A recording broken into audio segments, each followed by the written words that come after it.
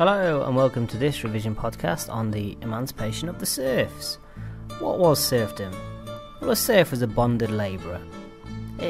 Serfdom had originated from the Tsar rewarding his nobles for service, giving them serfs to tend the land that he'd also given them. The noble had full legal authority over his serfs and was able to sell them or give them away. He could inflict corporal punishment on them or send them into exile or send them into the army. The serf had to work for his owner, either barshina, which is working, or he could pay rent, or he had to pay rent in money or in kind, which was called obrok.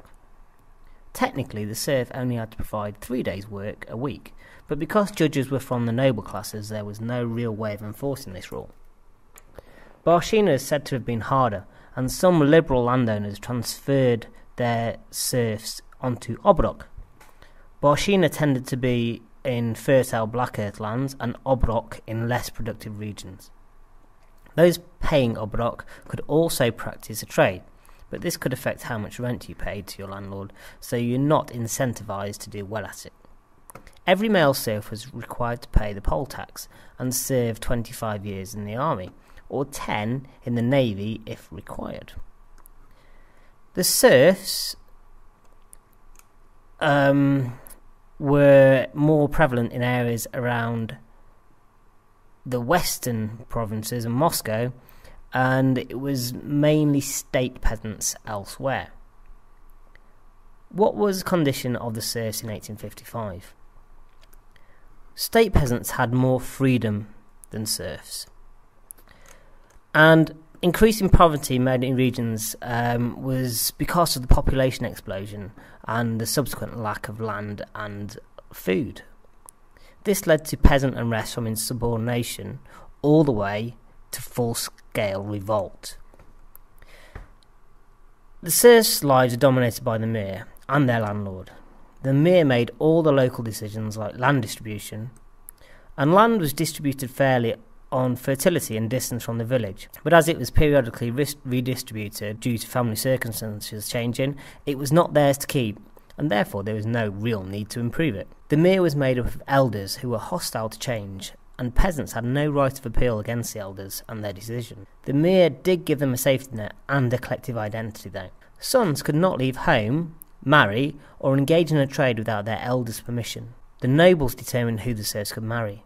He could take any serf he wanted into service, although cruelty and sadism were rare.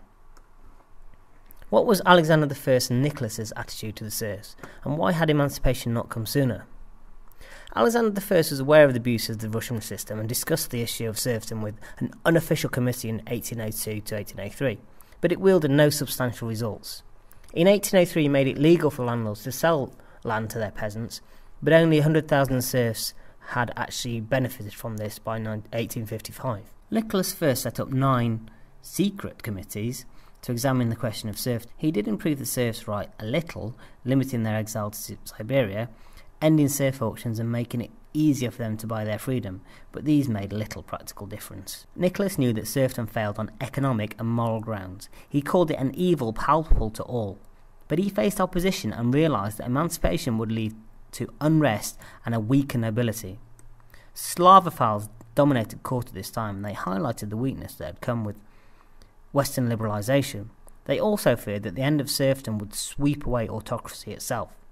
The serfs themselves were not clamouring for change, either because they didn't understand that the system itself was causing their poverty and misery, blaming inefficient local officials and individual landlords instead, or because in some cases it wasn't that bad and they had nothing to judge it against because they had no knowledge of other countries. So why did Alexander II want to emancipate the serfs? Owning serfs was bad for the landlords. It made them lazy and dependent, and possibly it made them guilty, or feel guilty. Their incomes were falling under serfdom, and they were going into debt. The Tsar depended on the nobility.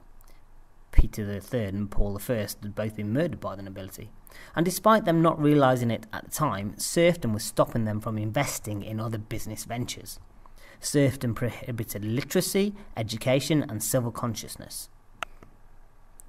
Economic backwardness, tying them to the land, led to a lack of free-moving labour force, prevented movement to factories in towns. It stopped the growth of towns and the growth of middle class entrepreneurs. In Siberia, free peasant labour was showing real benefits.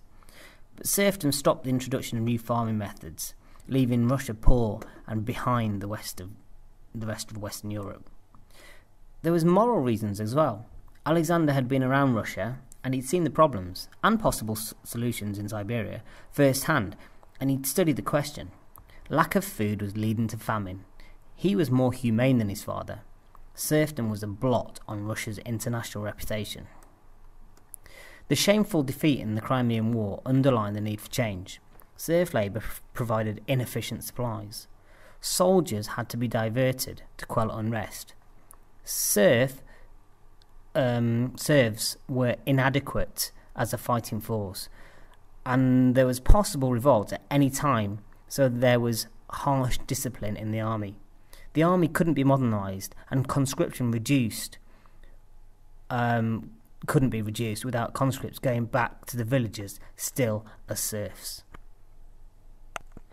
Intellectuals over the previous years had created the climate whereby the discussion was already on the table. Even Nicholas I, Alexander's father, had stated the need for change at some point. He was a new Tsar in 1855. It was a good time for a change. Plus, there was obviously the fear of revolution from below. So how did Alexander II emancipate them? When he became Tsar, rumours of emancipation at the end of the Crimean War were rife, and when it didn't happen there was considerable unrest. Peasants marched to meet him to be freed, and many were turned back at gunpoint. It was traditional for the Tsar to free all conscripts, but he didn't, as he was considering general emancipation.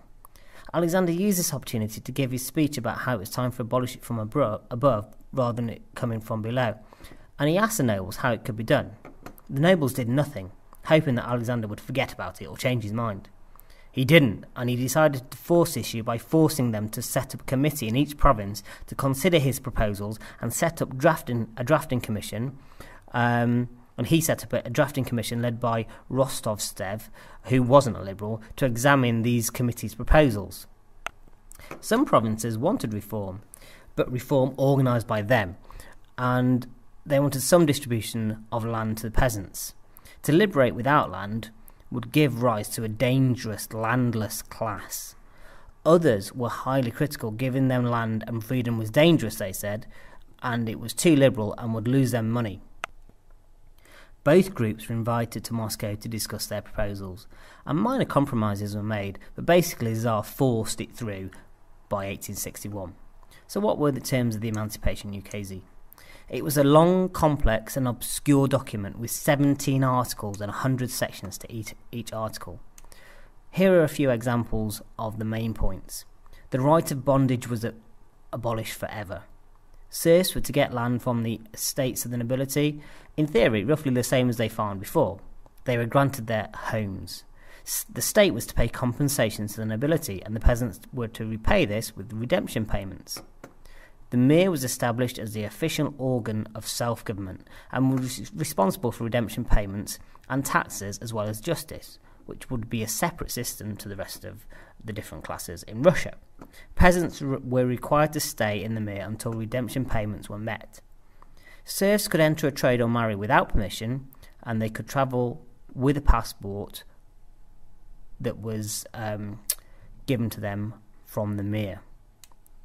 Peasants were required to pay 2 years of obrok before becoming free. Volosts were set up to supervise the Mir. What was the reaction of the emancipation? Or what was the reaction to the emancipation? There was very little rejoicing by the peasants. There was 647 riots in the first 4 months. There was a riot in Besna which left 70 people dead after the army were called in. They couldn't understand, the serfs, or the peasants as they now were, that they were being asked to pay money for land they had farmed for generations.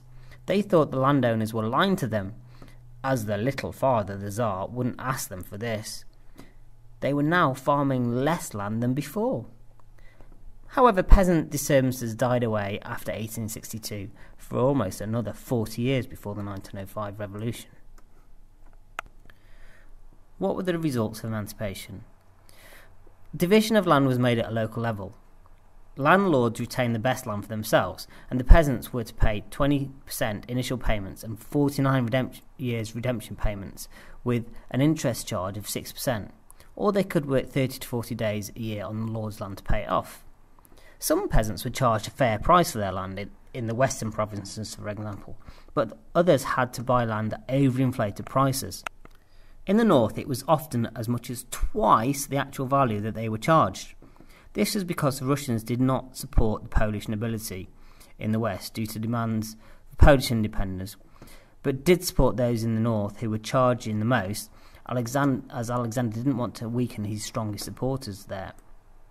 This is also because in the western black soil regions, the land was going to be productive, and the landlords wanted to introduce modern methods and therefore supported emancipation. In the infertile north, the value of the work the serfs had done for free was worth more than the land itself, and the landlords were overcharging as compensation for the loss of their labour. Domestic servants and household servants got no land.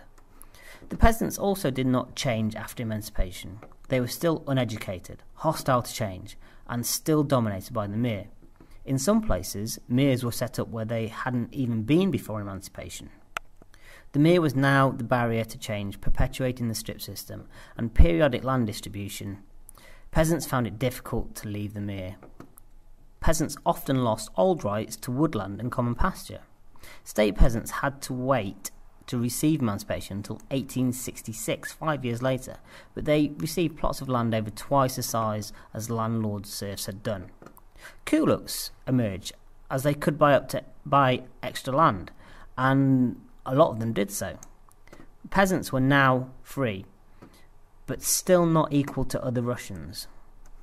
Due to the population still growing after 1861, peasants sought to buy more land, which meant they got in debt, and these are the kulaks who did this, or they sold land, and these are the poorer peasants, which then left them landless. The Emancipation Decree did not come into effect within the 2 years originally intended. In some places, the transitional period where the serfs were still obliged to their landlord lasted until 1881, 20 years later. The industrial base did not expand until 1881 to attract those landless peasants to towns. Redemption payments reduced the purchasing power of the peasants and failed to stimulate industrial production through consumer demand. So it failed to transform the peasantry. 20% increase in production by 1900 was not an impressive result compared to Japan's rate of 50% in the same period. It had a worse effect on the nobility. They were unready for competition without serfs. The money they received from the land was only used to pay off existing debts, and they had to sell off further land, destabilising Russia as they declined in wealth and power. It led to an increase in opposition in the upper classes, opposition to the Tsar and Tsarism. Some sold all their land and moved to towns, resenting the Tsar. Some stayed and got involved in the new Zemstva, but started opposing autocracy. Some landlords got out of debt and invested in business, for example railways or industrialisation. The farming economy was supposed to be boosted so that industrialisation could occur, but that did not happen quick enough, and Russia fell further behind other countries. Richard Pipes has said that emancipation was too cautious, too little and too late. Alexander can't really be blamed for the late bit because he did it almost as soon as he could after becoming Tsar. The limited nature of reform, i.e. not giving land free, led to the intelligentsia decreeing that the Tsar was unable to meet the needs of the people, and therefore it increased opposition and radical revolutionary and terrorist thought as well as activity. You can't change society at a stroke. Emancipation made necessary the other reforms Alexander brought in, and the success of emancipation depended on how well those other reforms worked. If they had been more successful, emancipation might have been more successful. The other reforms are necessary because of before emancipation, the Serf's policeman, judge, lawyer, recruitment officer had also been his landlord. And now, new positions and institutions had to be made to fill in for that. It couldn't be done without the landlords, as Russia is so big and they were always going to settle it in favour of themselves, the emancipation decrees and the price of land. In some ways it can be seen as a success. Such a big, complex reform without a revolution, and it did guarantee some rights and liberties of over 40 million people. And you could argue that it did kickstart an eventual growth in industry, free enterprise and capitalism.